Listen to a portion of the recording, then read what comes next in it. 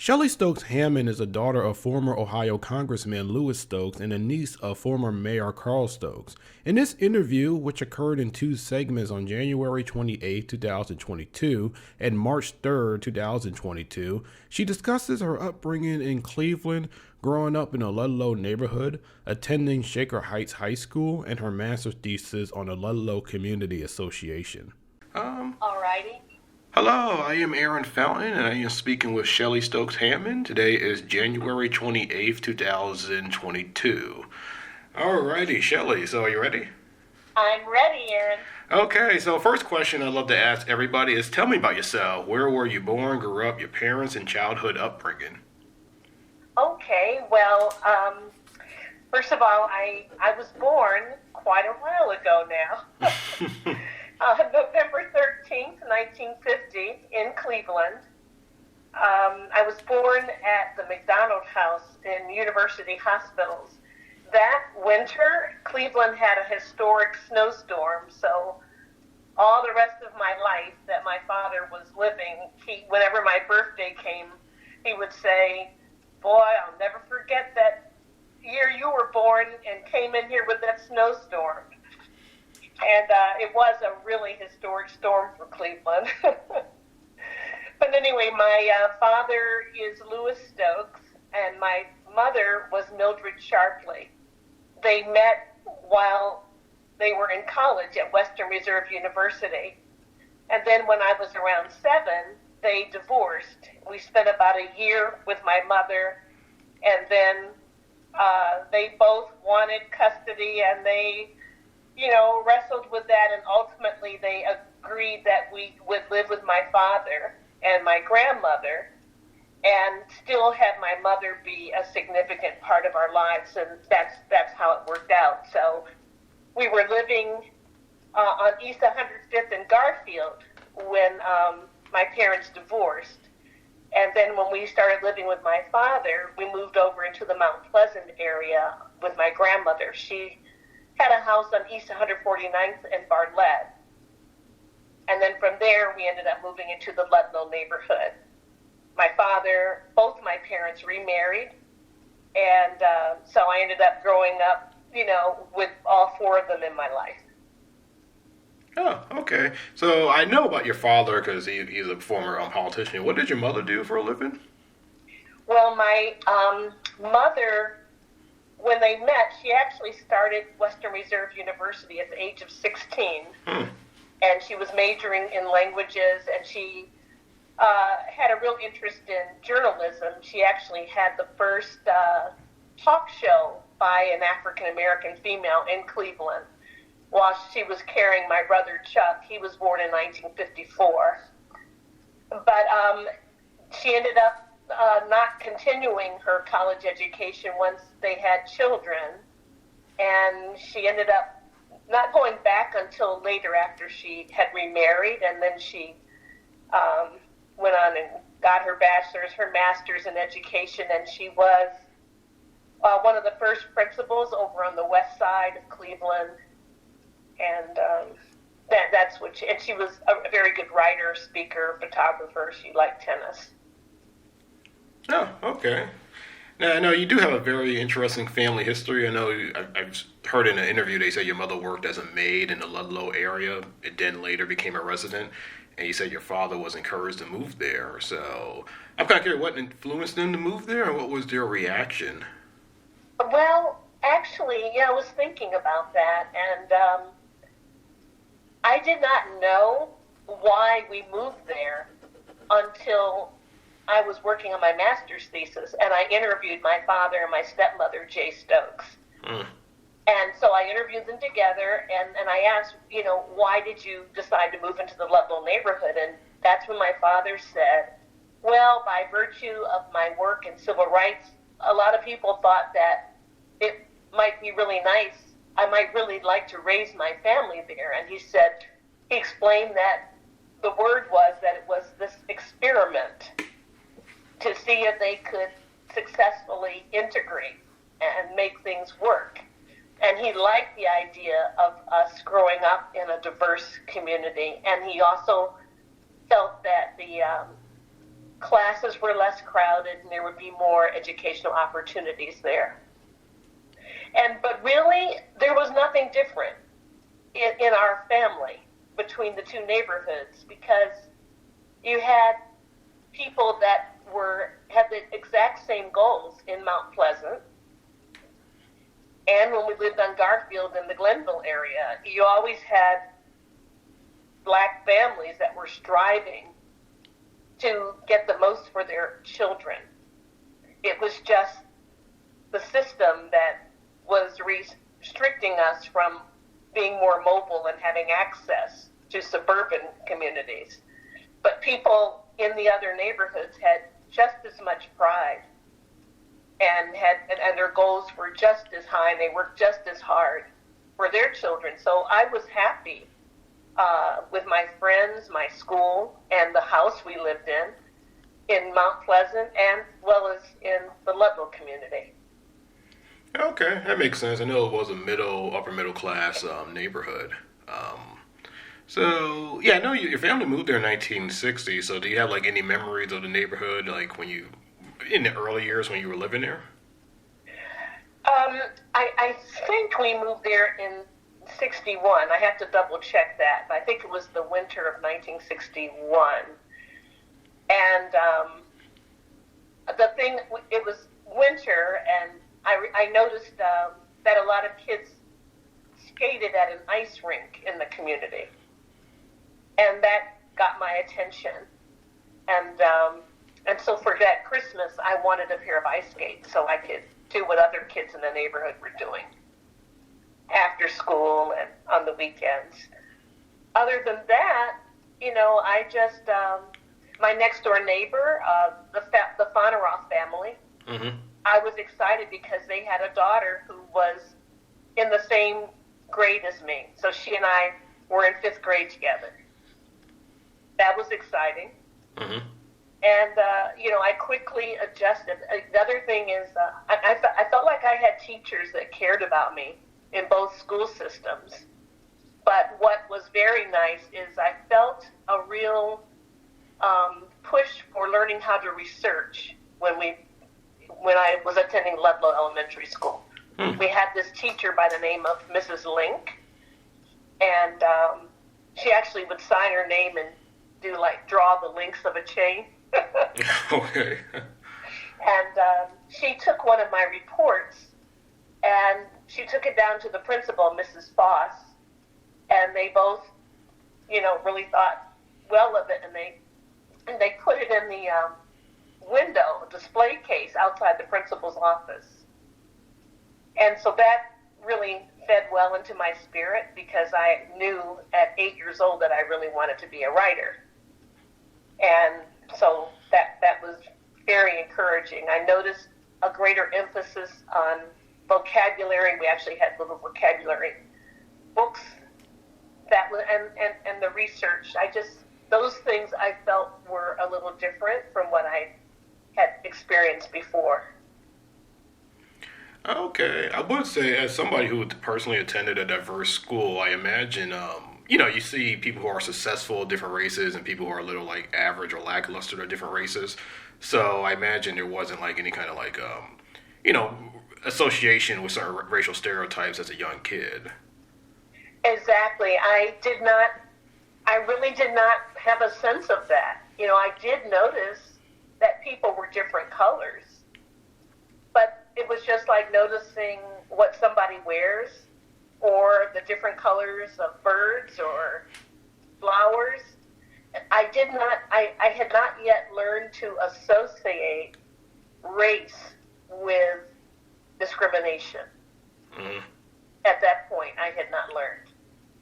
But, now that I'm an adult, one of my best girlfriends grew up in Birmingham, and she knew at age 6 what racism was, because she saw Bull Connor on the television, saying, what else do they want? They've got running water. Mm. And she got that at 6 years old. And then also there were often people in the neighborhood or people in her family were worried about African American men missing. And then And when she saw the dogs and all that happening right there in her town, she made the connection. When I saw it on television, I just thought it was horrible. I didn't understand it. I just couldn't connect it with anything to have, a correct understanding of what was going on. Interesting. I was wondering, did you get the chance to meet people on the Ludlow Community Association growing up? I did.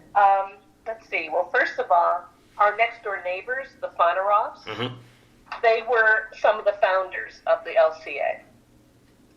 So, living next door to them for a decade, we were like close families.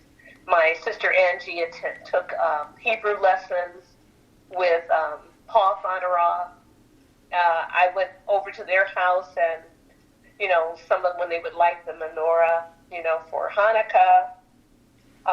They came by our house when we had Christmas. So, and I do remember when we first, that summer, our first summer there, I remember hearing some people ask Mrs. Fonaroff something about Negroes or living next door or something. And I remember Mrs. Fonaroff saying, they're fine, there's nothing. I didn't understand everything, but I did catch that conversation. And let's see, I did know another founder, Fran King, and her husband, Drew King. Have you heard about them? Pretty sure. I went through the archival files at Shaker Heights Public Library, so I know I've seen their names. Okay, well, Mrs. King was my Girl Scout troop leader at Ludlow. And I just really looked up to her. And then I went to school with two of her daughters. Carol King was, I think, a year younger than me, and then her daughter, Crystal, was a year ahead of me. They were just students that I admired and noticed that they were good people and good students. And I remembered that Mrs. King, I think the person who helped lead the troop was Mrs. McAfee, and I think that Mrs. McAfee was white and her husband was black. I don't ever remember seeing her husband. Somewhere along the line, I think I got that understanding. But I really enjoyed, participating in the troops with their leadership. Let me see. The Mahaley family. I went to, I was chosen with some other kids to go to a United Appeal rally downtown in Cleveland. And on the way back, we were down in the terminal waiting for the rapid transit train to take us back to Shaker.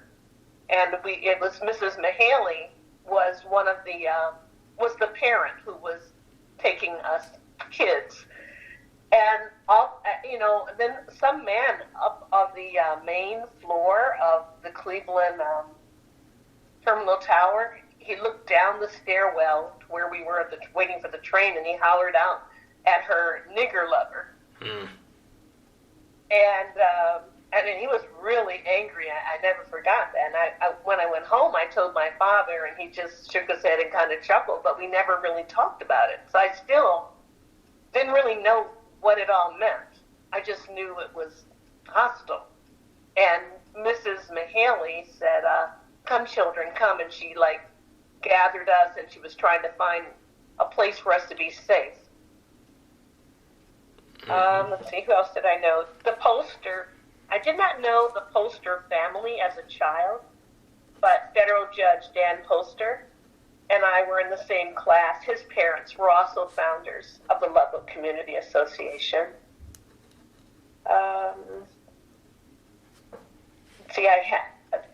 Other than that, let's see. I got to know more people when I decided to do the research for my thesis. That's when I met Emily Barnett, Chris Branch, Pat Mazo,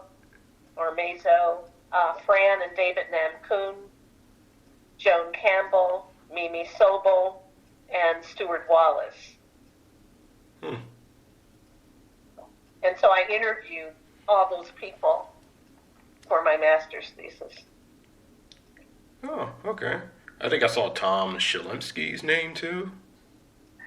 Oh yeah, he was I think a president of the Ludlow, a more recent president, right? Yes, Of the Ludlow I met him in Association. person. He was dropping stuff off at Shaker Library going to Richmond, Virginia. We just serendipitously met.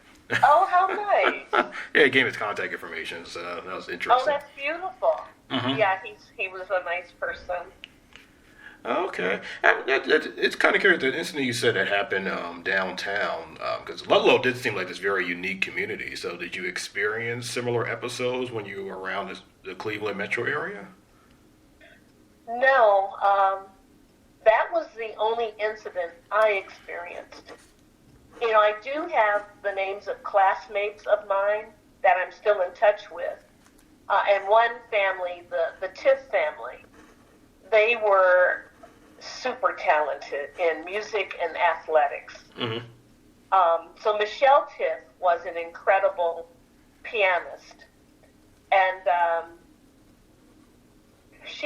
her teacher wanted to buy, I think it was a concert piano for her, or grand piano, really nice, because that's what she did. She even got her doctorate in it, and she went to the Curtis Institute of Music from Shaker.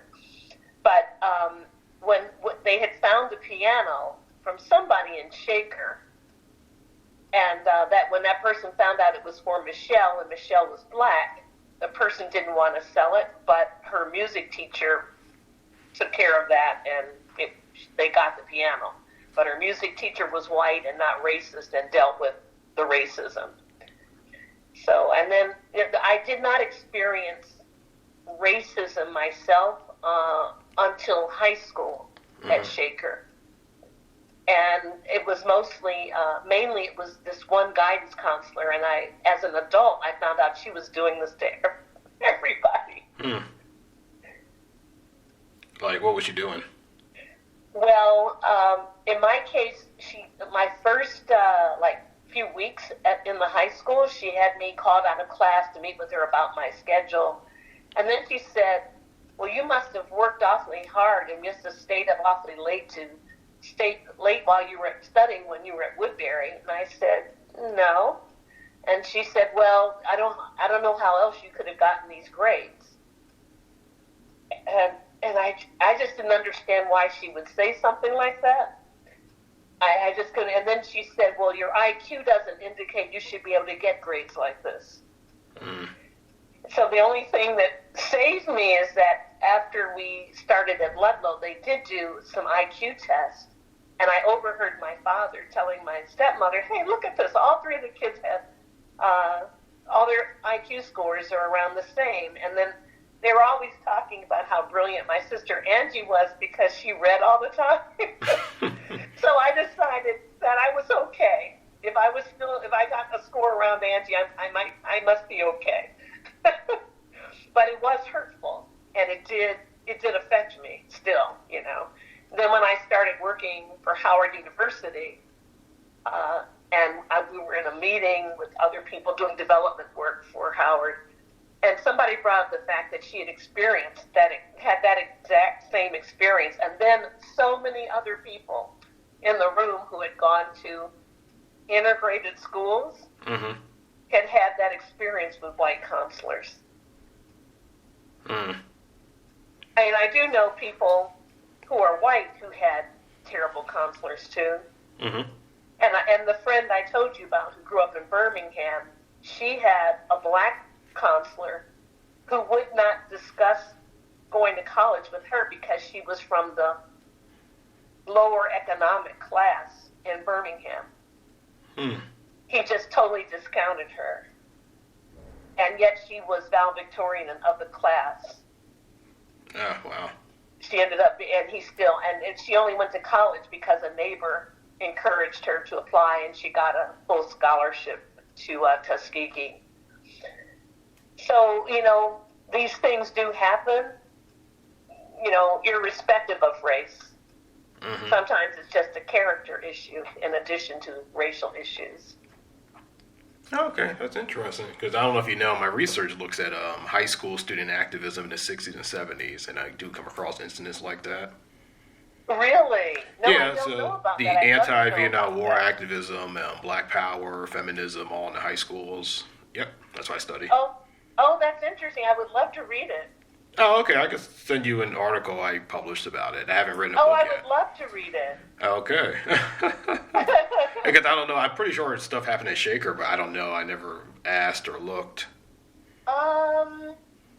We had like a committee on racial equity or something that I was a member of, but honestly, I had forgotten until I was going through records and saw my name on the list, and then I just kind of vaguely, I still don't know that I understood what I was doing, but I was there. Oh, okay. I felt that, I think because it was the 60s, that, a lot of young people were more sensitive to things because of just what was happening all across our country. But most of the kids, if you didn't come from Ludlow, most of the white kids if you came from one of the other elementary schools, you had never seen a black person other than a maid until you got to Shaker.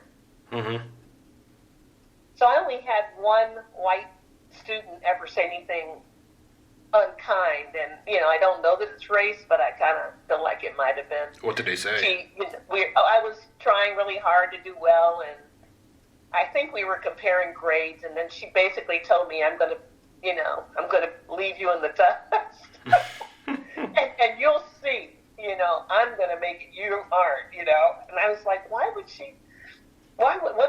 even make her think to say something like that, Interesting.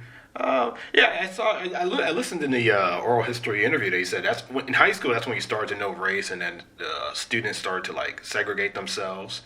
So what are your memories of that? Because that seems to happen a lot when kids get older. That was a big deal. It was interesting because nobody talked about it. There was just, you started having lunch in the cafeteria, and then you just saw this table of all the black kids. And you didn't see, you saw some isolated situations where blacks and whites might be eating, but for the most part, all the black kids sat in one section of the cafeteria, and I remember feeling like you belong there too. But I also felt a little uncomfortable because I had not. I just felt uncomfortable, but I just felt like that was my only choice. And I had to learn how to play bid whist because folks did that after they ate with the extra time. So, you were trying to do things so that you would be socially acceptable in the crowd. And so, I just did that. But I remember feeling really uncomfortable. And, before in Ludlow, we had overnights with, black and white friends. My 6th grade graduation, I performed on the stage with 3 other white girls. It was just, I really felt like something about the fact that we were about to do dating, and it was almost like we just intuitively understood something about race. Okay, well, that definitely makes sense. I kind of skipped around, but that's perfectly fine. I was kind of curious. I know Ludlow held a lot of community gatherings. They invited book authors and politicians, ambassadors. Do you remember those events? The only one I remember is when they organized the showing of My Fair Lady at the Colony Theater. That's the only one I remember. I definitely felt the energy of that community and people doing things, but the only event I remember is that one. And it was a big deal for me because my father went with us, and he was always working. So the fact that he took time off to go to this movie with us was really exciting, made me really happy. And it was my birthday.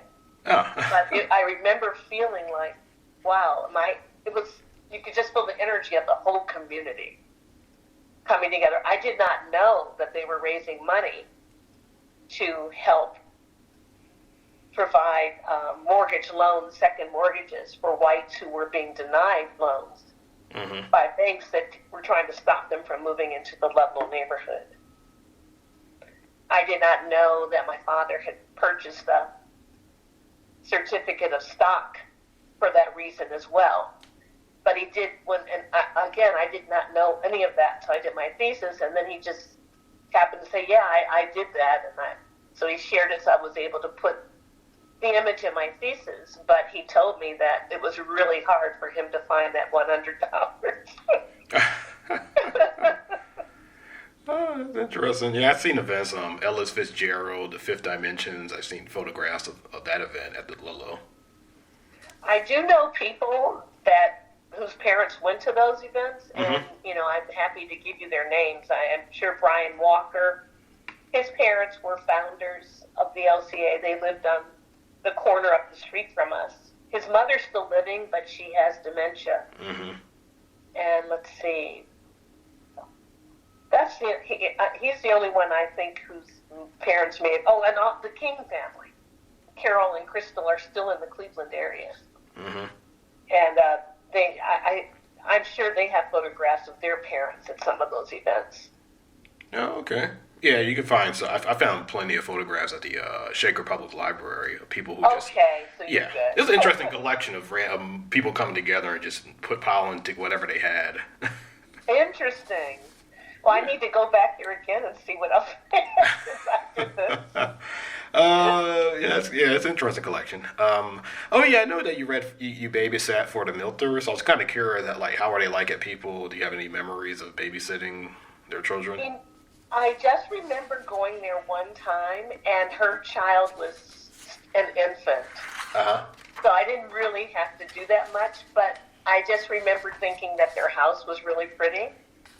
And I remember her because I felt something from her, and now when I see that look on her, it's the part of her that's an activist. I may be wrong, but she's so committed to things being done right in this country. And she's had the courage to do a lot of things that a lot of folks were not doing back then. So only when I worked on my thesis did I interview her and learn all of the other, what she was doing during those years. And then when our family left Shaker, it was 1971. We moved to the D.C. area because of my father's work. But then my mother and stepfather were living in the Lee Harvard area. And so they moved, built a house on Van Aken. So they moved in 71, the year we left. And so for every other year of our lives until my mother moved to Detroit in 2015, we were back in Ludlow, staying at my mom's house. Whenever we came in for my father's or my uncle's events, we lived there. And Carolyn Milcher and my mother got to be really close. I think they may have worked on Girl Scout stuff together as well as community work. So Carolyn knew both sets of my parents. And that made it nice. Oh, okay. Yeah, I'm kind of curious because I'm actually learning more about your uncle Carl. Do you think Ludlow had any influence on his administration? I need to think about that to make sure I give you correct information, but I do know and I wish I had explored this more with my father, but he made it very clear that people in Ludlow and in Shaker supported Uncle Carl's campaign. And I really should talk to my Aunt Shirley, his ex-wife, to know more about that. But they did support his campaign. Oh, okay. All financially, and activism. Oh, interesting. Yeah. I'm kind of curious. I know you wrote your master's thesis, so like, are there any other things you learned that you had no idea you were oblivious to as a kid? Okay, you covered some of them. Um, I didn't know about the bomb as a child. I found that out doing the research. I had no idea. I went back to school late in life, so I didn't know any of that. And I just knew that I had a nice childhood and that I enjoyed learning. And so I never thought, I realized I had a great opportunity. But for instance, my parents didn't meet with guidance counselors in high school to advocate for me or talk about my college plans. And I knew friends of mine had parents that were doing that. But I had seen my grandmother walk home from, her jobs of cleaning houses, and I was very clear about the road our family had traveled. So I just kind of felt like my father's attitude was, hey, look, you've got more than I had, so, take the ball and run. Do what you have to do. So I always felt like just do my best and cope and hang in there and do your part. He didn't have certain things, and he made it, so you just have to learn how to make your way. Oh, okay, that's interesting. Yeah, I was kind of curious, like, what lifelong impact do you think living in Ludlow had on your life? I really think that it helped me to appreciate what Dr. King said about getting to look at people based on the content of their character instead of their color. I feel I was fortunate to feel like that in Mount Pleasant, and I felt like that in Ludlow. It was when I entered the work world that I felt clear hostility and resentment, like, you don't belong here in this corporation. Mm-hmm. And I want to do everything I can to keep you from progressing. And I have certain thoughts about you and your kind, that became very clear. Mm. And when I started raising my children out here in Maryland, there were white teachers and principals who felt like they couldn't possibly be as intelligent as they were. They couldn't possibly be this talented in math or science. And they worked against them. And so I ended up having to chair an equity committee at Chevy Chase Elementary School. We did not live in Chevy Chase. We lived in Silver Spring. But they, because of busing and board versus education, it took them forever, but they came up with this busing plan out here where they took kids from children of color from a lower economic area and bused them into Chevy Chase. They were already below grade level in reading and math by third grade. I mean, it was really terrible. And so then I was trying to find a good math science magnet because those were strengths of my sons, Brett and Eric. And I didn't know all of this history. And so I enrolled them there, and oh my God, it was horrible. So I ended up joining another African mother, and it was another mother who had grown up in Ludlow as well. And we didn't realize it, but we ended up doing what they did in Ludlow in order to make things better for our kids.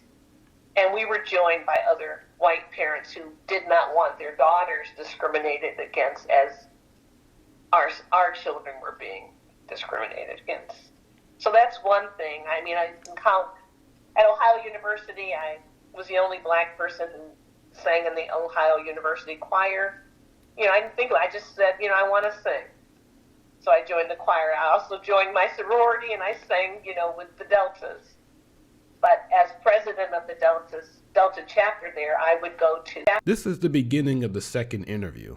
Okay, so I'll start it. So my name is Aaron Fountain. I am speaking with Shelley Stokes Hammond. Today is March 3rd, 2022, and we are speaking over the telephone. So, okay, like I said, I have a few questions because our last interview cut off short, unfortunately, and you were in the middle of discussing that when you were the president of the Delta chapter at your college. Oh, yeah. Wow, I'm glad you brought that up.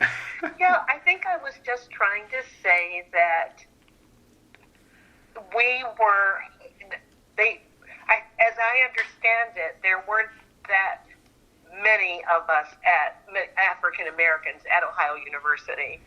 I think they had more around the time I came, maybe, I can't remember if it was 10% or 1%.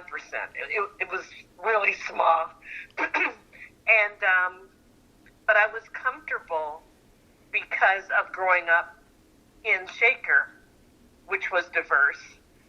But I was also comfortable because my family had maintained ties with the black community.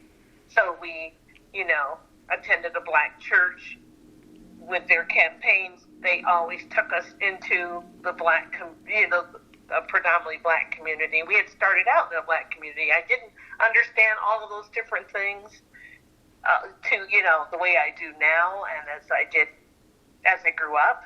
But so I was very comfortable, and so I was president of my sorority, which was a black sorority, founded at Howard to try to be more interested, to do more with public service and social justice.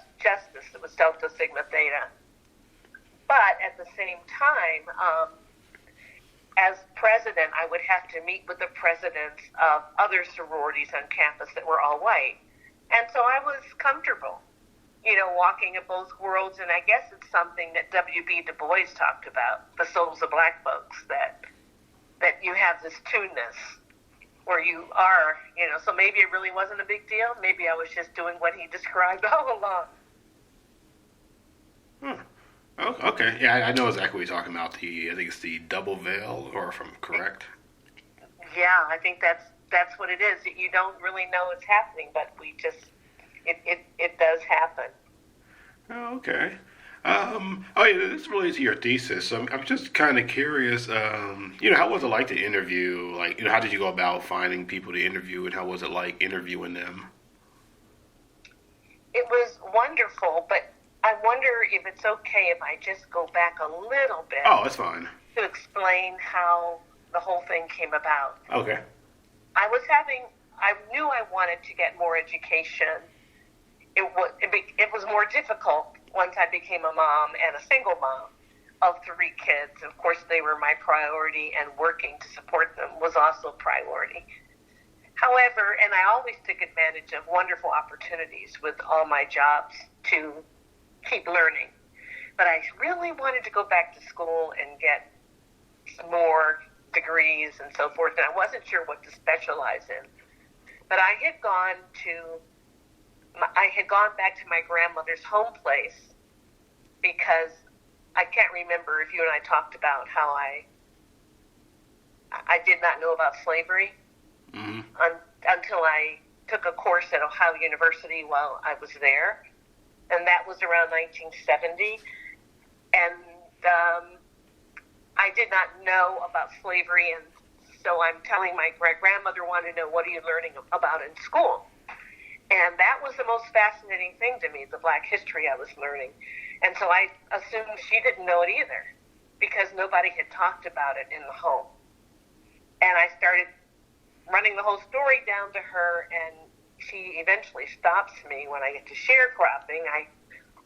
And she says, I know. I had heard she was a sharecropper, but I really didn't know what a sharecropper was. Any mention of slavery or sharecropping when we were as students in school, it may have been like just a side message, maybe a paragraph. I don't know if anything was mentioned. They probably said something, but it was brief. The focus was on the North versus the South, preserving the Union, and the generals, the battles, dates, things like that.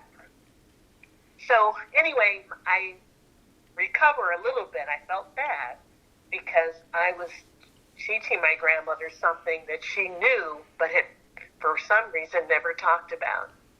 So I asked her, how could I learn our family's history? She told me to go back to Georgia and to see the only sister, the only sibling out of 11 who stayed in the South. All the others came north with the Great Migration. When I graduated, about a year after I graduated, I went back to Georgia, and I did what she said, and I stayed with that one sister. Fortunately, I was able, her sister took me to where my grandmother and all of them were born and worked as sharecroppers. When we got there, my aunt was extremely distraught because their place had just been torn down. All of the rubble was on the ground, the bricks and the wood.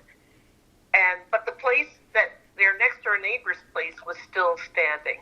So we had a chance to see what their home was like. I had traveled there with my brother, Chuck Stokes, who was a student at Morehouse College. And so he was on his way back to school, and we just decided to make this visit part of his return to school. So he was with me in this town as well. I never forgot that. I was able to take the photographs, and because I was so impacted by it, my aunt also arranged for me to meet descendants of former slave owners of our family.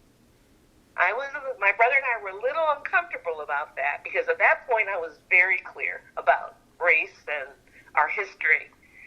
And it was sort of like the Black Power movement, and I just didn't feel that great about meeting them, but I did what my aunt was suggesting. Well, this woman was really delighted to meet us. She was really into family history. And she ended up helping us in ways that were amazing. And so I'm going to skip forward. The bottom line is I kept holding on to all these photographs. This descendant of one of the former slave-owning families sent me an amazing package filled with information to help us research our family history. But I was so conflicted by everything at that point, and I just couldn't figure out how to move forward.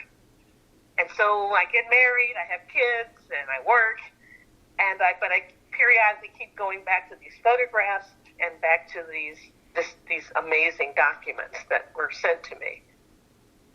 So I'm searching on the internet. I'm thinking, well, maybe I should get a doctorate in history. Maybe I should do this. But as I was searching, I discovered historic preservation as an option. And I said, I think that's because it sounded like it would give me an opportunity to learn about history and architecture. That way I would understand more about these photographs of the place that I saw. Because I also saw their church that was built right after the Civil War. And I also had other things that the descendants of the slave owners had given me. So I called and spoke to the director of the program. He was so nice and told him my story, wrote that in my application, and then he was really committed to helping me. And I wanted to write about these things and ultimately books, not just about my family, but others too. And then around this, when it got closer to me wrapping things up for my thesis, one of my professors wrote me a letter. She said she had lived in Shaker from 1995 to 2002. She had gotten her master's in historic preservation from Columbia, and then she was in Cleveland getting her PhD in history from Case. And she was living in Shaker, and she said, and she was going to give a presentation for the Landmark Association or something. And she said that what bothered her was that there were no stories about the African American experience and how the integration occurred and how it was maintained. She said she had seen photographs, but nothing was there to really tell the story. So she suggested that I consider that. I had planned to do something about the journey of the African American experience with respect to home because of how I saw my aunt's reaction when she saw that her former slave quarters which they lived in as sharecroppers, had been torn out. It was her home, and it was heartbreaking for her. And then I was trying to reconcile that with my experience growing up in Shaker. So with her help, we put all the pieces together, and that became the goal for my thesis. And the problem was that to really recognize a place as an historic site, you have to have grounds for that, as you know. Mm-hmm. And we didn't know if we had any grounds for it. She didn't know, so I had to do a lot of research. And what I found was that in 1987, Congress had issued a mandate. It was a public law. I had to let you know what it was, but it was a specific public law that said that the National Park Service had to go back and revise its guidelines for nominating sites, as National Historic Landmarks, to make sure they fully reflected the heritage of our country. And that's when the National Park Service started developing the guidelines called the framework for civil rights and the framework for racial discrimination in housing. When I did my thesis, only the civil rights framework had been completed and was published. The housing one was in draft form. I had to get special permission from staff of the National Park Service. I got to work directly with the historian who was writing that piece, who I can't remember right now as we're talking. I had to let you know later. But anyway, that's what we did. And then we were able to provide the documentation to support a case, an argument, to recognize Ludlow as an historic site. And so that's why I named my thesis, and actually my son Brett came up with that title, Recognizing Ludlow, a national treasure, a community that stood firm for equality. And I didn't want it to be about my family. I wanted it to be about the historical journey of African Americans with respect to home. And I wanted to make sure it represented the Ludlow Shaker story in whole. But I do have some things about my family. I have a picture of the sharecropping home that was next door. I have a picture of the big house of one of the slave owners' homes. But I don't really identify it because I was trying to be more objective and not subjective and focus on my family. I was trying to focus more on the whole big picture. But as my dream was to write a book, and this training I felt would help me to write a better book. So now I'm in the process of trying to get that book published. I've finally gotten to that point. How far along are you with the book?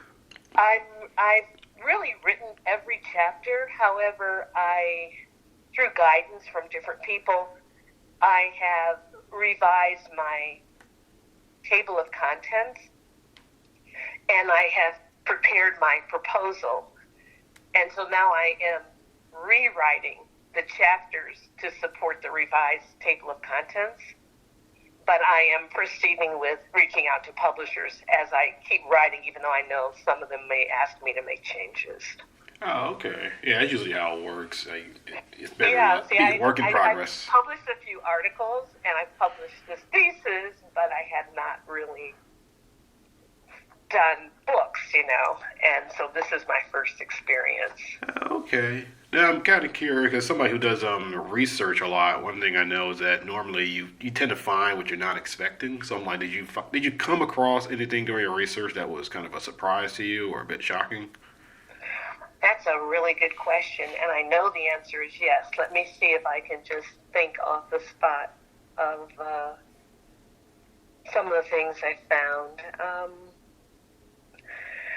Well, I think one thing I had a chance to meet with Emily Barnett, who was one of the founders. Have you heard about her yet? Or heard about her? Yes. Okay. Anyway,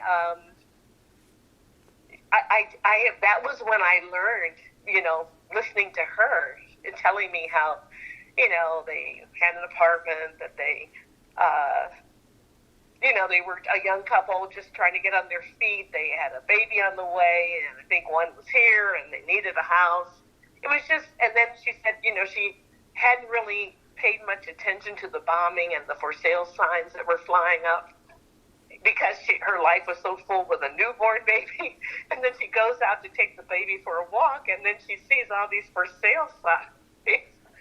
And then later that day, I think Dr. King drops by her house, Dr. Drew King, and she couldn't get over how he was dressed so nicely, and they were in their shorts and stuff. And he said, hey, we're trying to figure out what we might do about this situation. We're talking about all of us just getting together.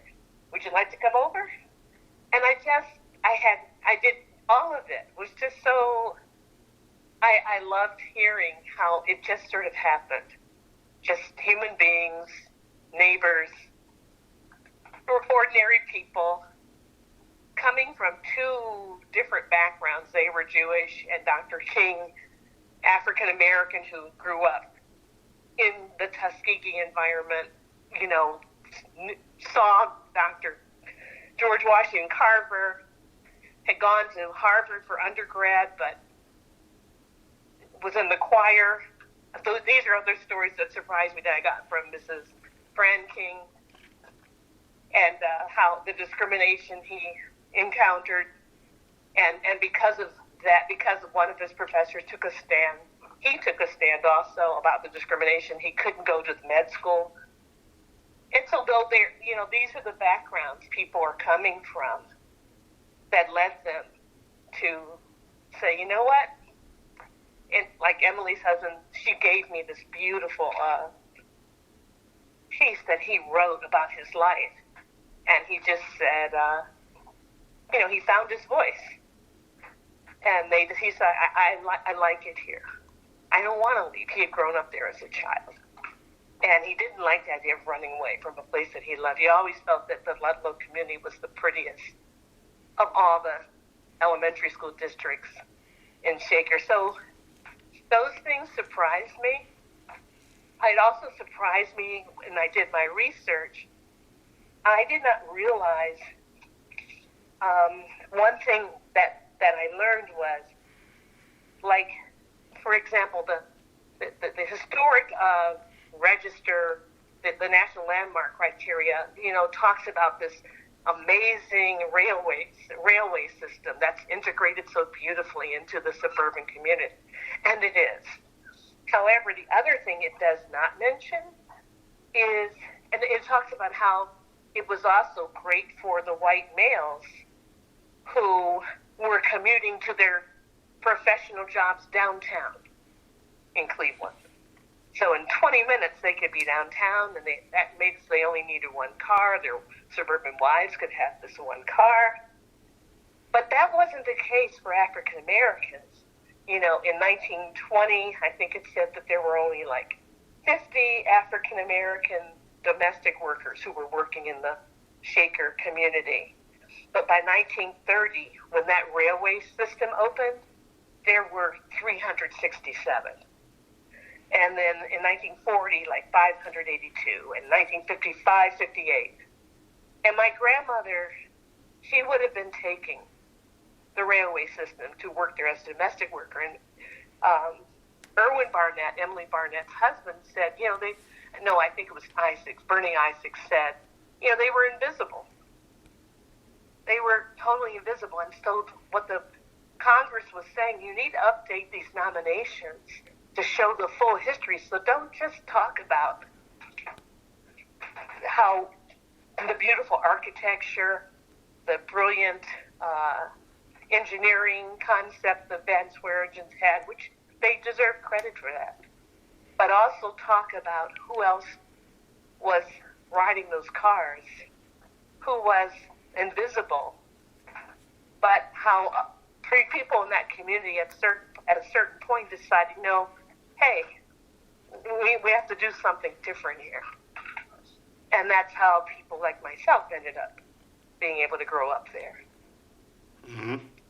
So that's what motivated me a lot with my book and with the research. Those things surprised me. Yeah. I did not. Those are all things I just didn't know. Okay. Yeah, that happens all the time with research. Yeah. It's not research if you don't run into issues and you don't find what you're not looking for. Yeah, that's so true. That is true. I do research for lots of other people and other projects, and I'm always really, really interested in the value of every life and every story. Mm-hmm. So this is one question I did have, but I didn't get to the first time. So, talking about your master's thesis, and you said like one part that you aim to make Shaker Heights inclusion into the National Register for Civil Rights and for the Ludlow neighborhood to be recognized as a Civil Rights Heritage Site. So, can you describe your efforts to make your goal a reality? Well, I had a big help from the librarian, the local history librarian of Shaker Heights. That's Megan Hayes. Mm-hmm. After she was the head of my thesis committee. And then I also had a professor, Clifford Muse, who was he was head of archives at Moreland Spingarn Research Center in Howard, where I worked. Mm-hmm. And together, everybody brought something important. So Megan had me do a presentation, and she promoted it as Civil Rights in Shaker Heights, time to put the Ludlow neighborhood on the National Register of Historic Places. And I actually was asked to do a lot of different presentations. Even my class of 1969 asked me to write an essay in a book that they published in 29 for our 50th class reunion. I wrote an article in a preservation magazine called Ludlow's Color Field, because there is, I don't know if you're familiar with it, that the Ludlow community created a sculpture to also remember what happened there. And so I told the Ludlow, I'll send you a link to the article. So I tried to tell the Ludlow story by also promoting that piece of sculpture. Those are some of the things I have done to hopefully get the nominations that are currently on file, at least the last time I checked, for Shaker Square and the Shaker Village were written in 1976, and then one of them was amended around 1983. Okay, so the one for Shaker Square talks about the beautiful Colony Theater. It's architecture, but that is where the Ludlow community had in 1964. They sold out all the seats to for families in the community to go see the movie My Fair Lady. Mm-hmm. And the proceeds from that sale were used to help finance loans for whites who were being denied second mortgages in order to have enough money to buy a home there. Banks were stopping them because the bankers saw the community as a middle-class ghetto, and they felt they would be foolish to buy a house there, and they wouldn't finance it. So, there were those who really felt it was a good cause, and they wanted their kids to grow up in a situation like that, but they didn't have all the money they needed. Speaking of surprises, I didn't know my father had bought stock in the Ludlow company to help finance that. I learned that during my research. And then he shared a copy of it, and then I was able to get a copy of it into my thesis. And speaking of the thesis, maybe aside, if you guys want, I'd be happy to have a copy sent there if you have things like that at CRS. Oh, like a physical copy? Uh-huh. Oh, yeah, that definitely. If CRS is interested, I'd be happy to do that. Yeah, I'm pretty sure they're more than willing to take it because they always they collect a lot of stuff about Cleveland history. Okay, that's what I figured. That sounds good. So, what was your original question? Have I answered it? Yeah, there was just one question that popped up when you were talking. When you were doing the research, did anybody describe Ludlow as possibly becoming a quote-unquote middle-class ghetto? Because going through the archive, that just confused me, the fact that the people moving in are like upper middle-class professionals, and the neighborhood would turn into a ghetto. I get kind of perplexed when I see that. I know. That's something else that surprised me, too, as I read the material.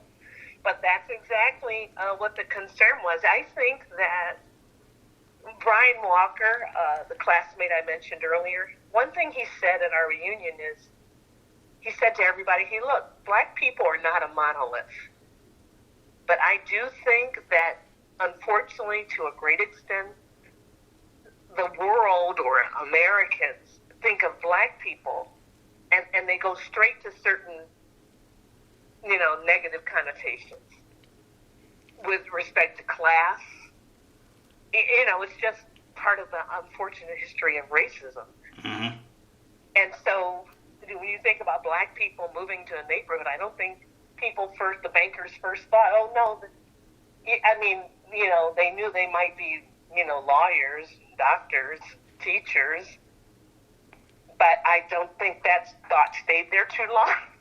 I think that was overruled by all the other traditional concepts about black people. No, they may have this degree, but they're still black, There was a study. It's recent actually. It said that a lot of white Americans have a hard time envisioning middle class black neighborhoods. So most time when white people think of like a lot of black people in a shared space, they automatically associate it with like poverty and all the issues that come with poverty. That's so interesting because that's what I have felt just through my life experience. And it's interesting to see a study that backs it up, I know in just raising my sons, we experienced a lot of discrimination because out here in Maryland, there was slavery. Mm-hmm. And so many of my sons were growing up in the 1980s, 1990s. Many of their teachers had never gone to school with a black person because they had grown up in a segregated state. Mm-hmm. And in fact, my sons, who are 37 and 39 now, Brett and Eric,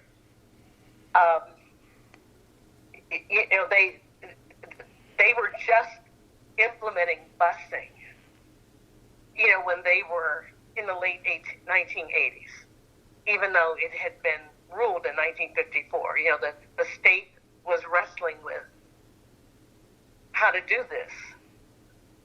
And so I had to go through an awful lot. They really suffered a lot of discrimination, and I did not realize it until later that I was modeling what happened in Ludlow. I realized I had learned more than I thought I had learned just from growing up in that community. Mm-hmm. Oh, okay. Well, that was actually all my questions. Actually, we talked combined. Okay. We talked for over an hour. Oh, how